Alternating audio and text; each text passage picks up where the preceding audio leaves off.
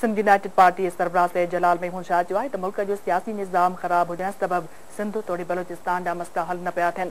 हैदराबाद इलाइक़े टंडो आगा में जलसे खे ख़िताब कंदे सैयद जलाल महमूद शाह चयो त मुल्की इदारा कंहिंजे बि एहतजाज ते ध्यानु न पिया ॾियनि, उन करे अमन अमान वारो मसइलो बि ख़राब थींदो पियो वञे।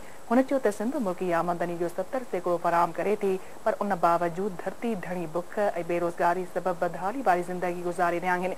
सैयद जलाल महमूद शाह चयो त मुल्की सियासत ते 200 ख़ानदाननि जो कब्ज़ो आहे, जेकी ज़ाती मफ़ादनि ख़ातिर वसीलनि जी फुर लुट कनि पिया। जलसे खे डॉक्टर दोदे महरी, रोशन बोर्डे, कमर ज़मान राजपर, उमेद अली थेबे ऐं ॿियनि पिणु ख़िताब कयो। होॾां सिंध यूनाइटेड लॉयर्स फोरम पारां डिस्ट्रिक्ट बार एसोसिएशन जी ऑफिस में साईं जीएम सैयद जी सालगिरह जी मुनासिबत सां तक़रीब को ठाहे केक कटियो वियो।